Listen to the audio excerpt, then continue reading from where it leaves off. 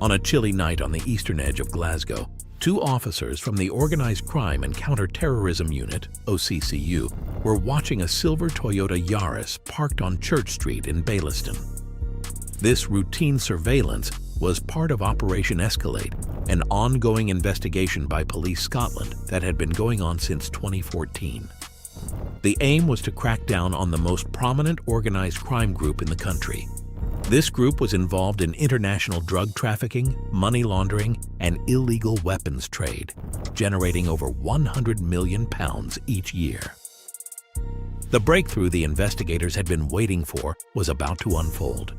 Mark Richardson, a major figure in Scotland's criminal underworld, was about to appear near the silver Yaris. Little did the officers know, this encounter would change their operation dramatically and reveal shocking details. The OCCU officers soon moved in and arrested Richardson, discovering he had the car keys with him. On the keychain was a fob that didn't seem to trigger any alarm. Investigators found out that this fob activated a Bluetooth device hidden in the car's rear light cluster. When they used it, a metal plate on the car lifted up on a hydraulic ram, revealing a hidden compartment. Inside this compartment, officers found a loaded 9mm Glock handgun with Richardson's DNA on it.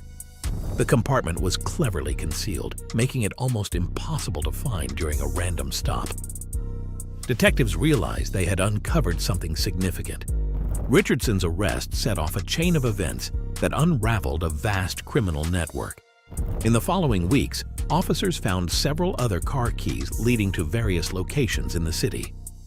One key, labeled Annie, pointed to an industrial unit on Croftside Avenue in South Glasgow. Another key led to Westburn Farm Road in Cambuslang, a logistical hub where the gang modified their fleet of vehicles worth £250,000. By cross-referencing these keys with their addresses, investigators planned their next steps. On February 5, 2017, OCCU raided the lockup on Whittingham Drive in Anniesland, Glasgow. This raid was highly significant. At the Anniesland unit, officers noticed it was rented under a fake name and paid for in cash. Inside, they found a large door secured with 2 strong padlocks, and the rest of the unit filled with old, decaying doors. They used the key labeled Annie to open the padlocks and discovered a jackpot of weapons. They found 11 guns, including Glock pistols, a Kosh submachine gun, and an N75 hand grenade, all neatly packaged and labeled. This weapons cache also provided crucial forensic evidence. DNA from a Beretta found in the unit led to the identification of Robert Allen, a torture victim. Allen was a mid-level drug dealer who owed the gang £30,000. Unable to pay, he fled Scotland but returned to Barnsley, Yorkshire, in March 2015, where the gang quickly found him. David Snell, a high-ranking gang member, and his associates kidnapped Allen, took him to an industrial unit in Full House, Midlothian, and tortured him severely. After being beaten and whipped, Allen was shot and left to die, but survived thanks to the help of passers-by. The Beretta used in the torture had Allen's DNA on it. Almost 2 years later, this gun would help reveal the details of the crime and identify the attackers, thanks to advanced forensic techniques used in Operation Escalade. The Beretta 9000 was one of many weapons recovered from the lockup in Anniesland. The gang had gone to great lengths to clean and conceal their weapons, but forensic experts in Gartcosh, North Lanarkshire, managed to dismantle the gun and uncover microscopic evidence hidden from traditional tests. On March 13, 2017, the dismantled Beretta 9000 was examined thoroughly, leading to the discovery of Allen's DNA on small blood samples.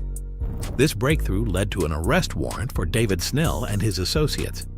Nearly a year after the crime, Snell was arrested for his role in Allen's torture.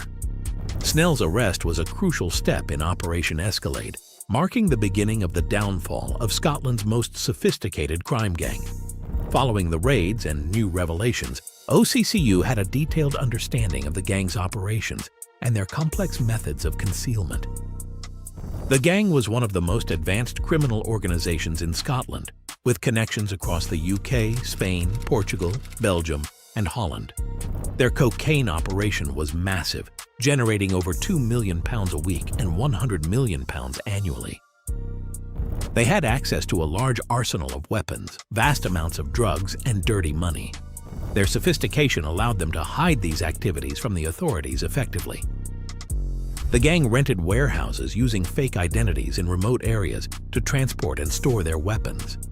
They built hidden compartments in their vehicles and kept their arms in heavily fortified storage units. One of the most surprising discoveries was their use of advanced counter-surveillance technology. They invested in high-tech U.S. equipment that allowed them to sweep their cars and homes for bugs, a tool usually available only to elite Scottish law enforcement and military. This sophistication even led detectives to worry that their methods might be discovered by the gang. In one notable case, an officer suspected the gang could jam radio signals, as their vehicles sometimes showed no signals even though the members used their phones and other digital devices. This realization prompted Detective Chief Superintendent McLean to emphasize the need for law enforcement to improve their digital capabilities. The investigation also revealed that while the gang's leaders operated in the UK, Spain, and Portugal, their main success came from sourcing cocaine directly from cartels in Colombia and Brazil. This global reach led to international cooperation with the DEA, UK National Crime Agency, Europol, and Interpol to extend surveillance. By the end of 2017, Operation Escalade had led to the arrest and conviction of 9 high-level gang members, including David Sell and Mark Richardson, for various crimes. They were sentenced to a combined 87 years in prison. The trial revealed shocking details of torture and illegal activities. The gang's operations included a vast arsenal of weapons, with high-profile cases involving deadly firearms and hidden compartments. Among those sentenced were Stephen McCardle, Mark Richardson, and Martin Fitzsimmons, all involved in serious crimes. With local members imprisoned, the next phase of Operation Escalade targeted the top figures in the gang. The investigation led to the Gillespie brothers, James and Barry, whose names first surfaced in a 2015 murder trial. Their alleged involvement in the death of Martin Toner was discussed, but no concrete evidence was presented at the time. Michelle Toner testified that in May 2002, James Gillespie tried to shoot Martin Toner at point-blank range, but his gun jammed. Following this incident, she and Toner moved out of Glasgow for safety. These details came up in the 2015 trial for Martin Toner's murder, which occurred nearly 11 years after he disappeared. This was also the last time the Gillespie brothers were heard from. Originally from Rutherglen, near Glasgow, the Gillespies claimed to be property developers, but were actually involved in criminal activities. They started as street dealers, then formed their own gang, importing guns and laundering money for the Scottish mob. By March 2015, facing increasing pressure, they fled to Portugal and later Brazil, seeking protection. By late 2017, the Gillespie brothers, known for flooding Scotland with drugs and guns, were among the most wanted fugitives in Scotland. Their international criminal network was being dismantled. In January 2018, after convicting 9 top mobsters and forming global partnerships with agencies like the DEA, Europol, and Interpol, Operation Escalade was geared up to target the Gillespies. In 2019, a large team of over 200 officers, including Colombian detectives and DEA agents, was assembled to find James and Barry Gillespie, nicknamed the Escobar Brothers. As international pressure mounted, one of their high-level lieutenants, James White, was arrested in Brazil, but the Gillespie brothers remained elusive. In January 2020, another associate, Christopher Hughes, was arrested in Italy for his role in the execution of a crime blogger. Despite this, the Gillespies continued to evade capture, leading to speculation about their fate. Reports suggested they might have been kidnapped, executed, or otherwise come to harm in Brazil. On January 3, 2022, the UK National Crime Agency removed the Gillespies from their most wanted list, suggesting they may have died in Brazil. South American police believe the brothers were betrayed by their protectors after refusing to meet increasing demands. Operation Escalade is ongoing, targeting dangerous organized crime groups worldwide. Since its launch in 2014, It has led to the conviction of 42 criminals and the arrest of 8 fugitives on international warrants. James and Barry Gillespie are still officially wanted by Police Scotland, although their current status remains uncertain. Lenny McLean, often hailed as Britain's hardest man, was renowned in the 1980s for his formidable prowess as a bare-knuckle fighter. Born on April 9, 1949 in Hoxton, London, McLean grew up in an environment known for its toughness and violence. His early years were marked by constant physical confrontations, which were an intrinsic part of life in his rough neighborhood. From a young age, McLean found himself embroiled in fights both to survive and to earn respect among his peers. During his teenage years, McLean had frequent run-ins with the law, often involving street brawls and petty crimes. These formative experiences, although tumultuous, laid the groundwork for his future in bare-knuckle boxing. His reputation as a fierce fighter began to take shape during this period, setting the stage for his emergence as one of Britain's most notorious bare-knuckle boxers. McLean's bare-knuckle fighting career was marked by his immense strength and unyielding toughness. He was so powerful that he once broke his own hands in consecutive fights in Glasgow. His tough upbringing and relentless street battles served as rigorous training, honing the skills that would make him a legendary figure in the world of bare-knuckle boxing. Lenny's reputation was so widespread that even celebrities like Christopher Reeve and Gene Hackman asked for his autograph. He was known for his connections with notorious figures like the Kray twins, and even challenged SS soldiers and Mr. T from the A-Team to fights, though those never happened. Now, fucking interesting. If you don't want to be counting the fingers you haven't got, or sharing a bed with the Antichrist, I suggest you get those guns. All the young kids out there, they want to make a name for themselves. I'm retired. But you never know, so I keep well and I'm fast. And I'm always thinking, and I'm always on the ball. I'm a nice guy, but sometimes I lose all my senses and become nasty. These unsettling words from Lenny McLean provide a glimpse into the complex nature of a man who was both feared and respected. Known as the Governor and the King of the Cobbles, McLean was a towering figure in London's gritty underworld and a dominant force in the brutal realm of bare-knuckle boxing. It is said that he took part in between 2,000 and 3,000 unsanctioned fights. Standing at 6'3" and weighing over 280 pounds during his peak, McLean was an imposing presence, with a physique and demeanor often compared to the Incredible Hulk. He was regarded as the unofficial British heavyweight champion by some of the most feared gangsters and tough men in Britain. McLean's life was one of survival and resilience, molded by a harsh upbringing in Hoxton, East London. Born into a large working-class Irish family on April 9, 1949, Lenny's father, Leonard John McLean Sr., was a British Marine who had served in World War II. After returning from the war, he fell ill with a debilitating condition contracted in India and was given a prognosis of only 2 years to live. To support his family, he turned to petty crime but tragically passed away when Lenny was just 4 years old. This early loss and the subsequent struggles of his family shaped McLean's fierce determination and toughness, which were instrumental in his rise to prominence in the world of bare-knuckle boxing. His legacy remains one of both extraordinary physical prowess and a complex personal life marked by both charm and volatility. After his father's death, Lenny's mother, Rose, remarried a man named Jim Irwin, who was also involved in petty criminal activities.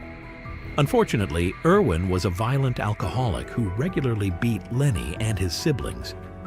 The abuse was so severe that by the age of 10, Lenny had already suffered multiple broken bones, including his legs and ribs, at the hands of Irwin. The domestic violence reached a terrifying peak when Lenny's younger brother, Raymond, became the target of Irwin's brutality, enduring a severe beating with a belt. This incident provoked a furious response from Jimmy Spinks, a local gangster and Lenny's great-uncle. Spinks intervened forcefully, nearly killing Irwin in an altercation where he threatened to cut Irwin's throat if he ever harmed the children again. This brutal and violent environment deeply impacted Lenny, shaping his tough persona and building the resilience that would define his life. Despite the challenges, Lenny McLean rose from these harsh beginnings to become a feared and revered figure, not just as a fighter, but as a man with a complex and compelling story. When Lenny McLean stepped into the world of street fighting, every victory was more than just a personal triumph. It was a way to fight for the young, defenseless boy he once was. The anger and pain from his abusive childhood were unleashed with such fury that it often took a group of men to pull him away from his beaten opponents. This intense ferocity in his fights earned him the nickname 10 Men Len, as it was said it would take 10 men to pull him off an opponent. During his turbulent teenage years, Lenny began associating with local criminals, which led him into a life of petty crime. This path landed him in a young offenders institution for 18 months after he was caught carrying a bayonet at the age of 13, a harsh experience that left a significant mark on his early life. Upon his release, Lenny attempted to hold down a legitimate job, but it ended abruptly when he was fired for assaulting his supervisor. Left with limited options, Lenny took on various odd jobs like window cleaning. By the age of 15, he discovered that his fighting talents could be more than just a way to settle scores. They could be a way to earn a living. The turning point in Lenny's life came almost by chance in his late teens. After his car broke down in the Black Wall Tunnel, he sought a replacement from Kenny Mack, a gypsy used car salesman in Kingsland Road, Hackney. When the new car also failed, Lenny confronted Mack, demanding a refund. Instead of a refund, Mack made an unusual proposition. He offered Lenny a different car if he would fight in one of his unlicensed boxing matches that night. Lenny agreed, and in Mack's yard, he floored his opponent in under a minute, walking away with a hefty $500 prize. This unexpected victory marked the beginning of a new chapter in Lenny's life. Kenny Mack and Lenny McLean struck up a friendship, with Mack often acting as Lenny's manager in numerous subsequent fights. This was the launchpad for McLean's rise as the most notorious bar-knuckle street fighter in Britain, a title he would carry with formidable pride. In the 1970s, when renowned boxing promoter Frank Warren established the National Boxing Council, it opened a new door for Britain's toughest underground fighters to step into the ring legally. Lenny McLean, notorious for his violent reputation and a criminal record that barred him from becoming a licensed boxer, found his place in the world of unlicensed boxing. Although this realm was legal, it wasn't under the purview of the British Boxing Board of Control. In this gray area of the boxing world, Lenny shone brightly, quickly building a fearsome reputation. Among the most memorable chapters in McLean's fighting career was his epic trilogy with his arch-rival, Roy Pretty Boy Shaw. Their rivalry was intense and filled with drama. In their first encounter, Lenny suffered a loss, submitting verbally. He later claimed that his loss was due to tampered gloves that hampered his ability to fight. But the tables turned in their rematch, where Lenny delivered a stunning performance, knocking Shaw out and out of the ring in the first round. Their rivalry reached its climax in their final showdown at the Rainbow Theatre in Finsbury Park, London, in September 1978. In a display of raw power and skill, Lenny sealed their feud with a brutal first-round knockout, marking a definitive end to their storied rivalry. At the peak of his career, Lenny McLean was an imposing figure, standing 6'3", tall and weighing over 280 pounds. He carried his size with confidence, boldly claiming he could take on anyone, anywhere, whether in a formal boxing match or an unlicensed bout, with or without gloves. His reputation was so formidable that he even issued challenges to some of the biggest names in boxing, including the legendary Muhammad Ali and the iconic Mr. T. However, these high-profile call-outs never materialized into actual fights. Lenny's fame in the unlicensed boxing world won him both admirers and adversaries. Opponents, their supporters, and punters who lost money on his fights often held grudges against him. His work as a bouncer in pubs and clubs also earned him enemies, especially since being thrown out by Lenny usually came with a beating. His life in this rough world wasn't without its dangers. He suffered 2 separate gunshot wounds, and was ambushed and stabbed on 2 different occasions. One particularly dangerous confrontation involved Barry Dalton, a former break-knuckle fighter turned protection racketeer. Dalton and Lenny had a serious falling out, leading to a tense situation where Dalton showed up at McLean's home with a shotgun, making the threat even more frightening as Lenny's children were inside the house at the time.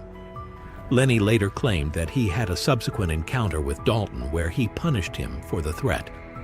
Dalton, a man with many enemies, met a violent end in 1992 when he was found dead with a bullet in his head. Although Lenny McLean openly declared his innocence in Dalton's murder, rumors circulated that it was the work of East London gangsters.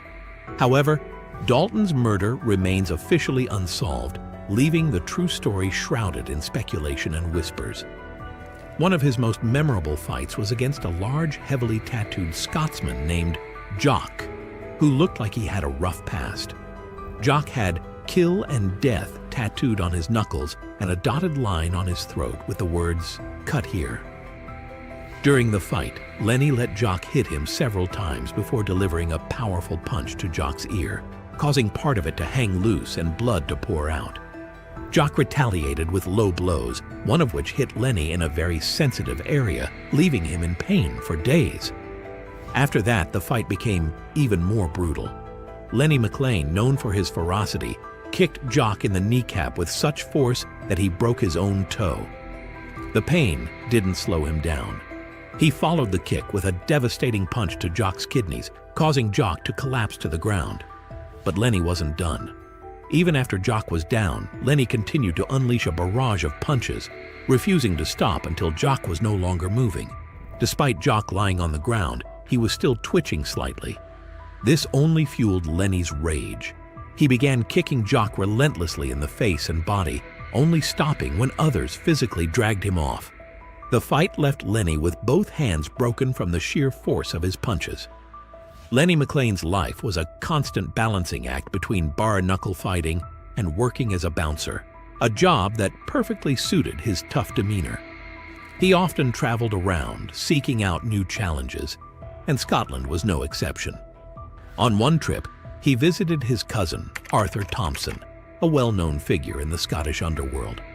Lenny was in Scotland not just to visit, but to find a worthy opponent for a fight. To stir up some local interest and provoke potential challengers, a friend of Lenny's planted a story in the Scottish newspapers, claiming that Lenny had insulted the entire nation by calling all Scots porridge-guzzling cowards.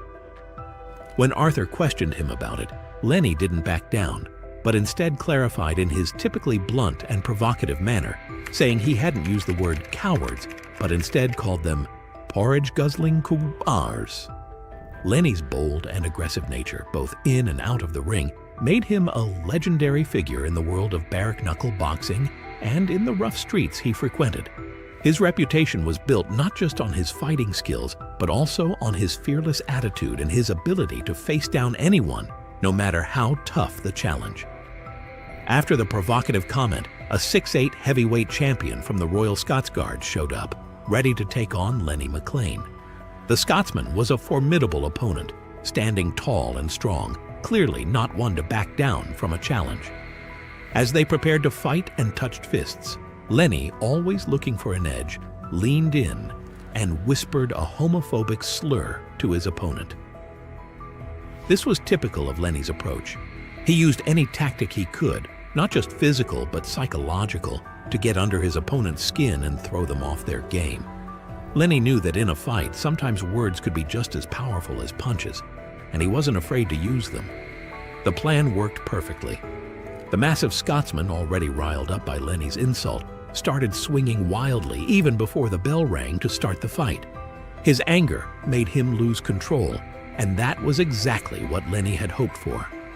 In just over a minute, Lenny took full advantage of the Scotsman's lack of focus and knocked him out cold.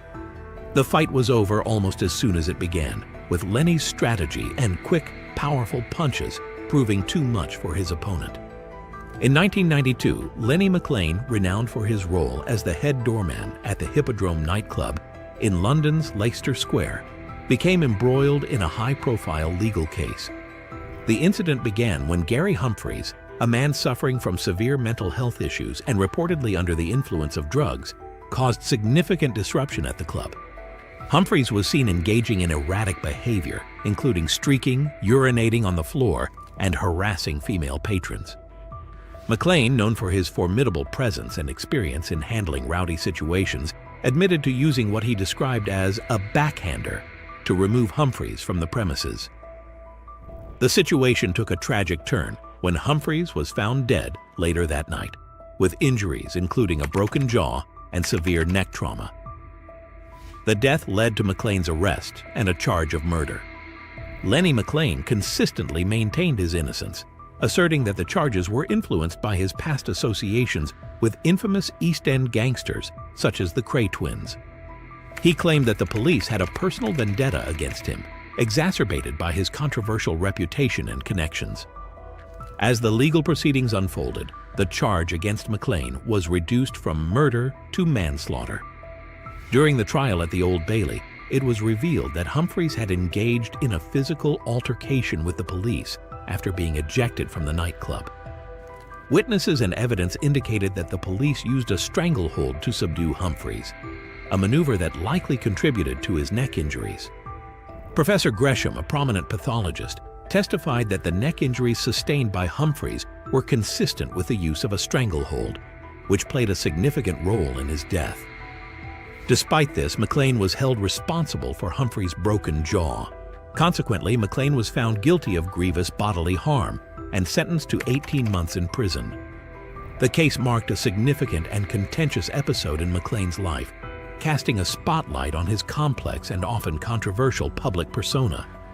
His conviction for grievous bodily harm highlighted the challenges he faced, both legally and personally, while his acquittal on the more serious charge of manslaughter underscored the contentious nature of the case and the difficult circumstances surrounding Humphreys' death.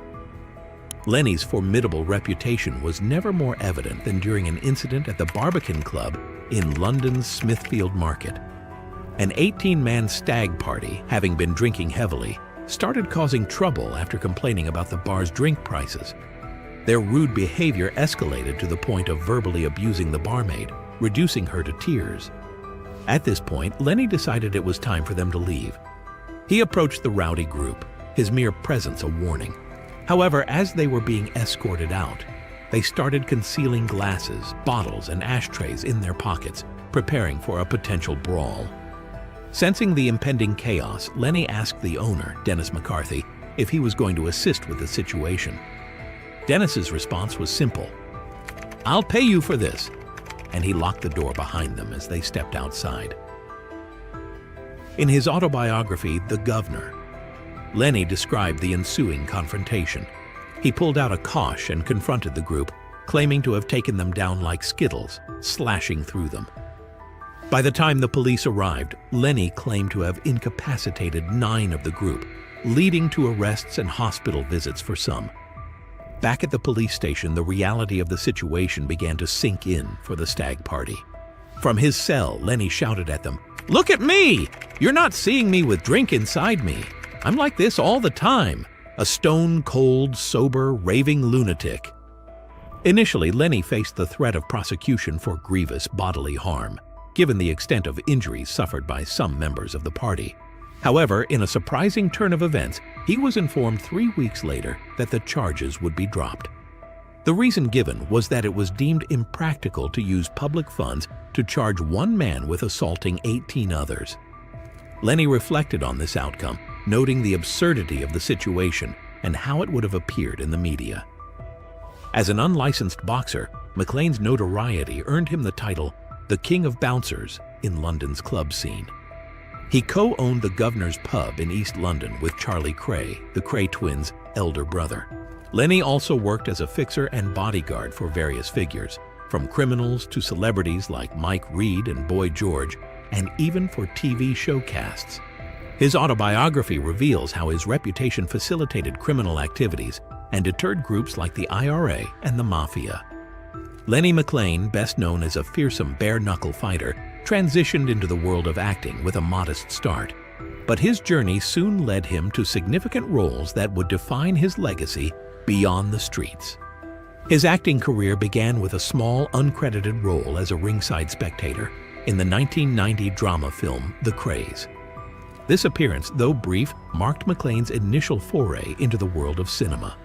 It was a fitting debut, given his real-life connections to the East End of London, where the infamous Kray twins had also made their name. McLean's next notable role came when he was cast as Eddie Davies, a gangster in ITV's customs drama, The Knock. This role allowed him to draw on his real-life experiences in London's gritty underworld, lending authenticity to his portrayal of a hardened criminal. In 1997, McLean appeared in the sci-fi blockbuster The Fifth Element, directed by Luc Besson. Though his role as a police chief was brief, it was a significant step up from his earlier work, placing him in a high-profile international production alongside stars like Bruce Willis and Gary Oldman. This exposure helped to raise McLean's profile in the acting world, but it was the following year that truly cemented his status as a cinematic presence. In 1998, McLean was cast in Guy Ritchie's Lock, Stock, and Two Smoking Barrels, a film that would become a cult classic.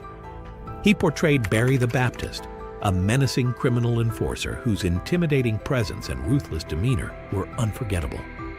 This role was a perfect fit for McLean, who brought a level of realism to the character that resonated with audiences and critics alike.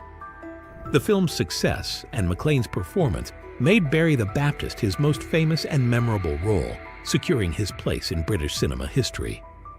Beyond the film's critical acclaim, Lock, Stock, and Two Smoking Barrels showcased McLean's natural ability to convey menace and authority on screen, traits honed over years of real-life confrontations.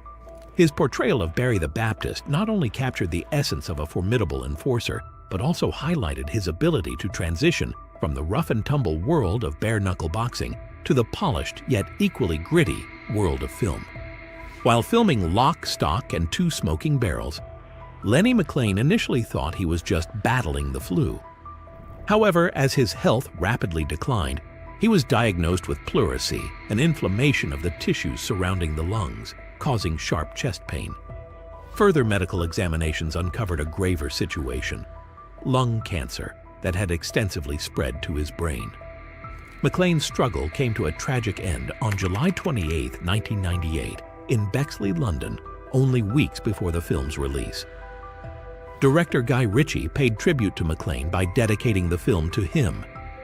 Additionally, the movie's billboards were redesigned to feature McLean, a gesture that honored his significant role in the film and his enduring impact. The film garnered worldwide critical acclaim and achieved commercial success, grossing over $28 million at the box office, a significant return on its modest $1.35 million budget. Lenny McLean left behind a loving family, his wife Valerie, whom he married at the age of 20, and their two children, their daughter Kelly, now a mother of two herself, and their son, Jamie.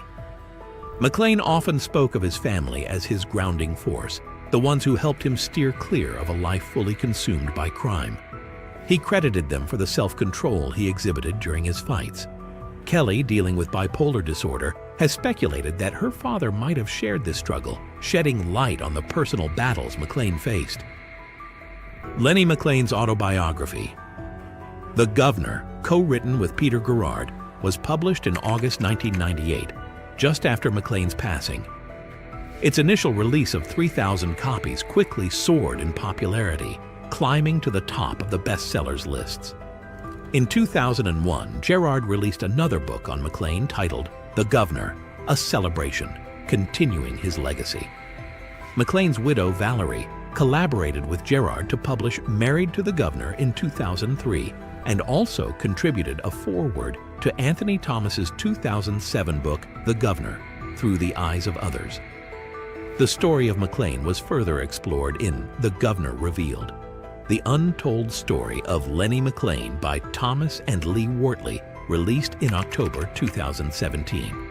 In July 2018, McLean's daughter Kelly, with ghostwriter Lee Wortley, shared her perspective in the book My Dad, The Governor. As we reflect on Lenny McLean's life, a complex figure emerges from the shadows of London's underworld. McLean was a man of contradictions, embodying both ferocity and warmth. He lived by a simple yet profound code. He responded to kindness with kindness, and to violence with extreme violence. This creed defined his existence, from the gritty streets where he fought with no mercy to the moments of tenderness within the walls of his home. McLean's legacy is etched in the memories of those who knew him and in the tales that continue to be told. His life, marked by battles both physical and personal, reminds us of the manifold aspects of human existence. Lenny McLean's life was a blend of raw power, undeniable charisma, and a complex, often troubled spirit.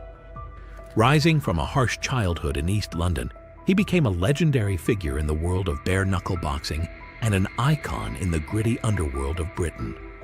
His reputation as the Governor was built not just on his physical prowess, but also on his larger-than-life persona, a man who was both feared and respected, loved and loathed.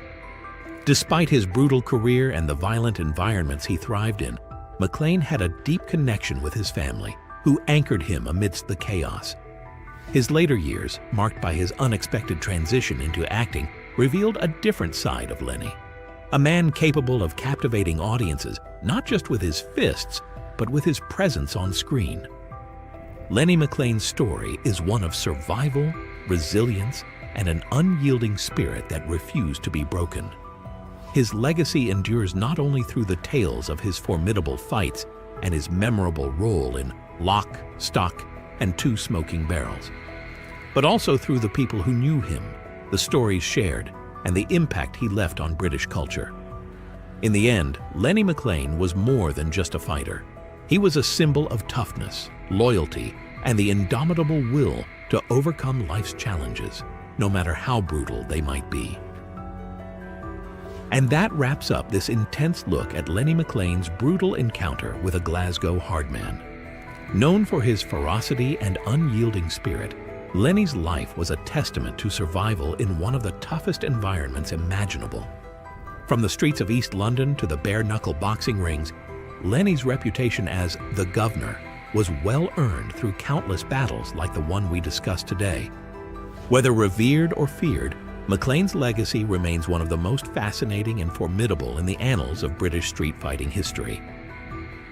Robbie Lawler. Known for his involvement in some of the most shocking and violent crimes in Irish history, Lawler's story is a stark reminder of the brutal realities of gang violence. His rise from a troubled youth in Dublin's Donegal to his pivotal role in a series of high-profile murders. Robbie Lawler is a name that resonates strongly in Ireland. To understand Lawler's background and the events leading to one of the most shocking murders in Irish history, it's crucial to start from his early years and trace his path into the criminal underworld. Lawler grew up in Donegal, a neighborhood in Dublin known for its struggles with high unemployment and crime. From a young age, he was involved in petty crimes, including car theft. His early criminal activities were driven by a desire to escape poverty and achieve material success. In an environment rife with drug dealers and unemployment, Lawler quickly gained a reputation for violence. By his teenage years, Lawler had become entangled with serious criminals in Dublin. His growing involvement in the criminal world laid the groundwork for a series of violent events that would follow. To fully grasp who Lawler was and how he ended up committing some of the most heinous crimes in Irish history, we need to look at key moments in his criminal career. One significant event occurred in 2005 with the murder of Mark Byrne. Byrne, a known drug dealer from the Tallaght area of Dublin, had a confrontation with Lawler in Mountjoy prison. This altercation was believed to be the motive behind Byrne's murder. Byrne, who had recently been released from North Dublin prison, was on temporary release for compassionate reasons.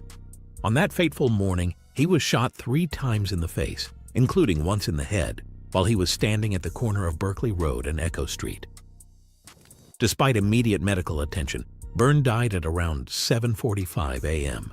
The attack, witnessed by many due to its location on a busy street, was a brutal display of Lawler's increasing violence.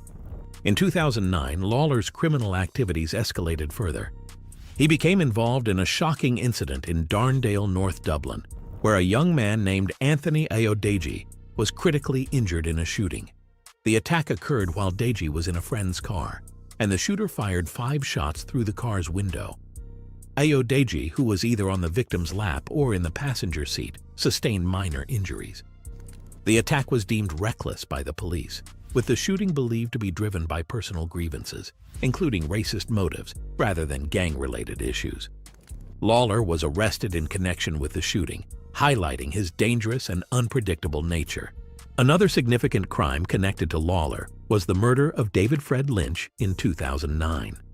Lynch, a known associate of rival gang leaders, had a history of conflict with other criminal factions. His involvement in the gang scene made him a target, especially after being shot outside a pub in 2006, a testament to the violent environment he was entrenched in. Lynch's murder was particularly brutal. His body was discovered in a desolate wasteland, showing signs of having been executed. He had been shot 3 times in the head, execution style. The manner in which he was killed, shot at close range and left in a remote area, suggested a calculated move, possibly involving a premeditated lure to the site or an initial murder elsewhere before being dumped. The investigation into Lynch's death revealed that he had been contacted by a member of a rival gang shortly before his murder. This contact was seen as a setup leading to his execution. Lawler emerged as a prime suspect due to his deep involvement in Dublin's gang conflicts and his known associations with violent criminal elements. His role in Lynch's murder highlighted his significant influence in the criminal underworld and underscored the ongoing and deadly nature of the gang wars in Dublin. In 2018, Lawler was implicated in another violent act. He was suspected of murdering a man named Mr. Finn in Dublin, who had previously been a target due to his connections with rival gangs. Although Lawler was arrested, he was never formally charged with this murder. The killing of Finn demonstrated Lawler's willingness to commit murder against even those within his own criminal circle, emphasizing his ruthlessness. Lawler's criminal activities spanned a broad range of offenses, extending far beyond murder. In 2013, he was notably convicted for a brazen armed robbery at a McDonald's in Dannymeath. During this heist, Lawler, armed with a handgun, threatened a security guard, showcasing his readiness to use violence in his criminal endeavors. This robbery was part of a pattern of frequent armed robberies and violent crimes that marked his criminal career. Lawler's encounters with the law were frequent and varied. He had a history of multiple convictions, which included several prison sentences, primarily for traffic offenses. However, it was his involvement in more severe crimes, such as armed robbery and murder, that kept him in the public eye. His criminal network was extensive and included connections to notorious gang leaders and factions associated with the real IRA. These associations not only enhanced his reputation for danger, but also indicated his deep entanglement in the criminal underworld. Cornelius Price, a notorious gangster from a traveling family, was another significant figure in this criminal web, with a reputation rooted in violence and criminal enterprises. Price, a member of a notorious traveling family, has a significant criminal record that includes multiple convictions. His criminal activities span various violent crimes, including assault, robbery, and murder. One of the notable incidents associated with Price is the murder of Willie Maughan and his girlfriend, Anna Phelan, in 2015. Maughan and Phelan went missing in April 2015, and their bodies were found in a shallow grave in County Meath in May 2015. This case garnered significant media attention due to its brutal nature and the involvement of criminal gangs. Price's gang, known for its involvement in violent crime, was suspected of having a role in this case. The investigation into Maughan's disappearance and murder led to searches of Price's properties, including his residence and other locations associated with him. Despite being a chief suspect, Price was not immediately charged in connection with this specific murder. The case was marked by a series of violent actions by Price's associates. In a disturbing turn, Price's gang members were involved in the desecration of graves and arson attacks as part of their efforts to impede the investigation. These actions were aimed at intimidating witnesses and obstructing law enforcement efforts. Price's criminal history includes a conviction for assaulting a police officer, which is part of his broader pattern of violent behavior. His connections with other criminal figures and gangs have contributed to his dangerous reputation. Throughout his criminal career, Price has faced legal challenges, including imprisonment for various offenses, but has remained a significant figure in Dublin's criminal landscape. Despite ongoing investigations and legal scrutiny, Price and his associates have continued to exert influence through violent means, further complicating the law enforcement efforts to dismantle their operations. The murder of Willie Maughan and Anna Phelan remains a notable case in the broader context of criminal activities in Dublin. Upon Robbie Lawler's release from prison in 2015, he attempted to embrace a new role as a family man. Lawler, who fathered 2 children with his long-term partner, seemed to make efforts to distance himself from his criminal past. He often shared moments with his family on social media, presenting himself as a devoted father and partner. These images and posts suggested a life focused on family and stability, contrasting sharply with his notorious criminal reputation. However, this apparent shift towards family life did not mark a true departure from his criminal activities. Lawler's return to the criminal underworld was both swift and violent. He was deeply involved in the gang conflicts that plagued Coolock, a district in Dublin notorious for its gang violence.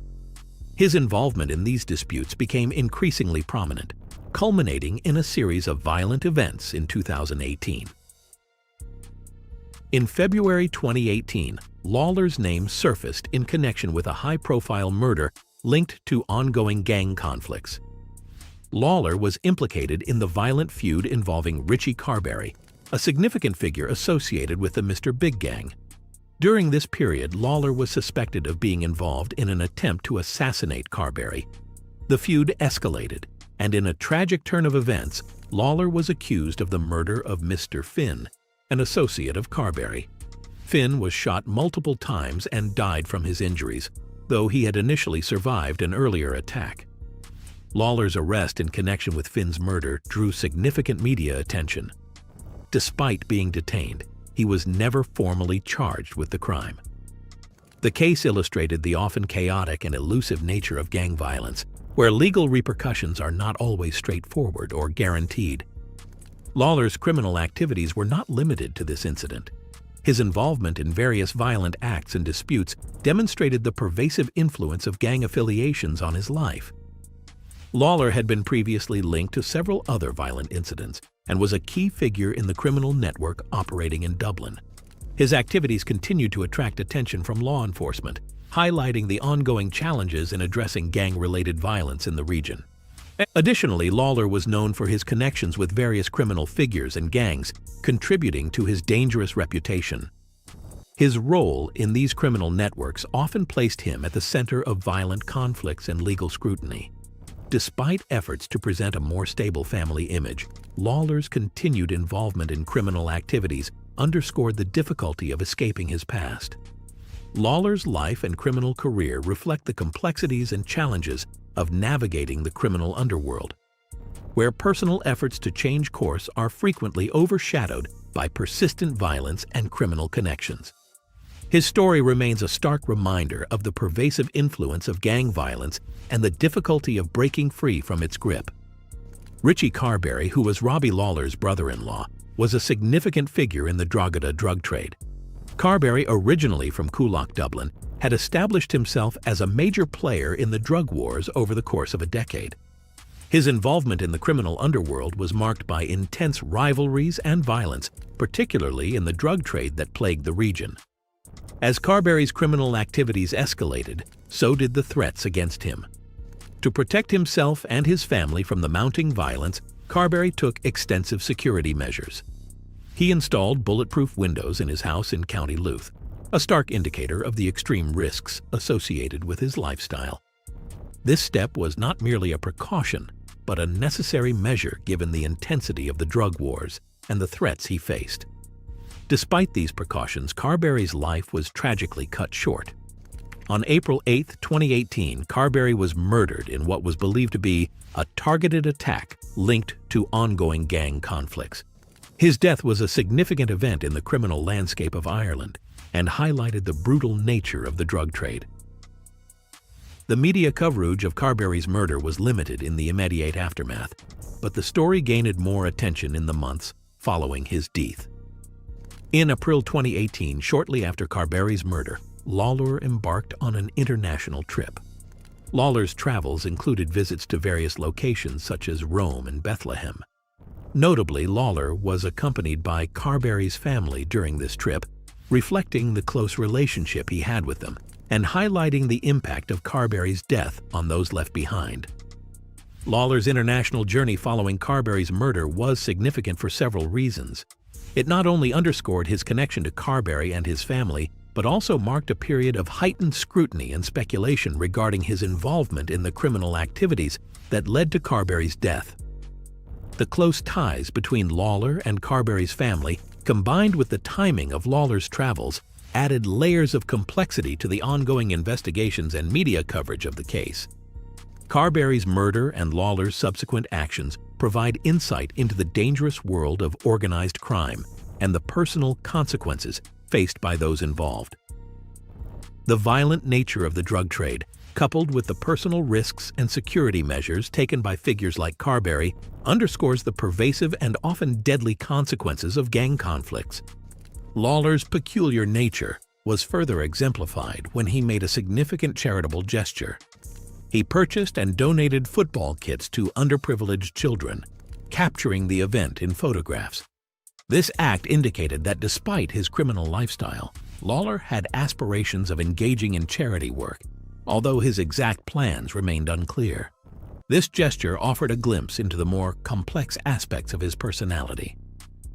Following his return from this global trip, Lawler's personal life deteriorated. His ex-partner, Claire Wan, began a new relationship with David Mitchell, which Lawler could not tolerate. His dissatisfaction led to a series of threats and attempts to intimidate Wan into ending her relationship with Mitchell. The situation escalated when Lawler orchestrated an attack on Mitchell's mother on January 26, 2018. Mitchell's mother reported seeing two men, one armed with a gun, entering her garden. She identified one of the attackers as Lawler, who had been making indirect threats previously. Despite CCTV evidence showing two men near Mitchell's home, the footage did not clearly identify them. The assault on Mitchell's mother was part of a larger campaign of intimidation that Lawler waged against his former partner and her new partner. Lawler's refusal to accept the new relationship led to further violence, contributing to the volatile environment in which he operated. After the attack on Mitchell's mother, media reports diverged regarding Lawler's whereabouts. Some sources claimed he spent the ensuing period in prison, while others suggested he was out on bail. During this tumultuous time, Lawler's personal life was unraveling, and his involvement in the criminal world intensified. As he faced threats from his enemies in Kulak, he spent increasing amounts of time in Drogheda, where tensions with local drug dealers escalated. On July 5, 2018, Lawler was implicated in a significant shooting incident in Drogheda. The attack targeted Owen Maguire, who was shot multiple times. Maguire survived but suffered severe injuries, including a bullet lodged in his spine, which could have lasting health consequences. Maguire, known to authorities for his criminal activities, had been involved in various attacks and faced financial scrutiny from the Criminal Assets Bureau. The shooting marked a new phase in the violent feud, with Lawler's involvement in such attacks highlighting his role in the escalating conflict. Lawler's actions were reportedly part of a broader campaign against rival gangs and local figures. Following the attack, Lawler was apprehended by police while driving under suspicious circumstances, including being covered in petrol and dressed in boxer shorts. This led to speculation that he had attempted to destroy evidence related to the shooting. In November 2018, Lawler's criminal network was further disrupted by a series of violent incidents, including the abduction and severe beating of a man in Moneymore Estates. The situation continued to spiral with more petrol bombings and shootings. Notably, Brendan Maguire, related to Owen, was also targeted in February 2019, but survived the attack despite being shot in broad daylight. Lawler's imprisonment for alleged traffic offenses and other charges did little to calm the growing chaos. Despite his incarceration, he remained a central figure in the ongoing gangland conflicts. In October 2019, Lawler was reportedly targeted by Cornelius Price and other inmates during a prison attack, suffering severe injuries but not requiring hospitalization. On November 4, 2019, Robbie Lawler was tragically shot in Bettystown County, Meath, just days before he was scheduled to move to Britain. He was ambushed by a gunman who fired at least 3 rounds from a machine gun pistol. Despite efforts by his wife and daughter to assist him until paramedics arrived, Lawler was pronounced dead an hour later at Drogheda Hospital. The shooting occurred in a residential estate while Lawler was getting out of his car and closing his gate. The assailant approached him and fired, hitting 3 cars in the vicinity. This violent incident was devastating news for those connected to Lawler and would have had a profound impact on his mental health. Lawler's life was marred by violence and turmoil. In August 2019, Keith Brannigan, another associate linked to Richie Carberry, was murdered in County Louth. Brannigan's death was attributed to his connections with gangland figures, highlighting the ongoing gangland violence that surrounded Lawler. In December 2019, Lawler faced a trial for several charges, including threatening to murder his ex-girlfriend's partner, attempting to murder her mother, possessing a gun, and killing a dog. His ex-girlfriend, Fiona Mitchell, later retracted her statement, leading to Lawler's acquittal of all charges. Despite his acquittal, Lawler remained under significant threat from rival gangs and was warned by police about the danger to his life. In January 2020, the body of 17-year-old Keon Woods was discovered in a sports bag in Coolock. Further remains were found in a burnt-out car in Trinity Terrace. The police suspected Lawler and his gang were involved in the brutal murder, which included the beheading of Woods. The disposal of the body was intended to frustrate the investigation and highlighted the brutal nature of the violence associated with Lawler. Following his release from prison, Lawler continued to live openly, frequenting local pubs despite the threats against him. On April 4, 2020, Lawler was killed in Belfast while attempting to collect a drug debt. He was shot multiple times and died at the scene. 4 suspects were later arrested, including individuals connected to a Limerick gang and a Republican dissident group. It was alleged that Lawler had been betrayed by the McAfee Dungeon Gang, who were paid £100,000 to set him up with fake bullets. Lawler's death was met with mixed reactions in Dublin, with some celebrating his demise. His life had been marked by violence and fear, and his death was seen by some as a form of poetic justice. The case underscored the persistent issue of gang violence in Ireland and the need for improved prevention and intervention strategies. Robbie Lawler's life and death reflect the brutal reality of gang violence and its devastating impact on individuals and communities. His story underscores the urgent need for effective crime prevention and intervention strategies to address the ongoing issues of gang-related violence. As Ireland continues to grapple with these challenges, it is crucial to focus on creating safer communities and providing better opportunities for young people to break free from the cycle of crime.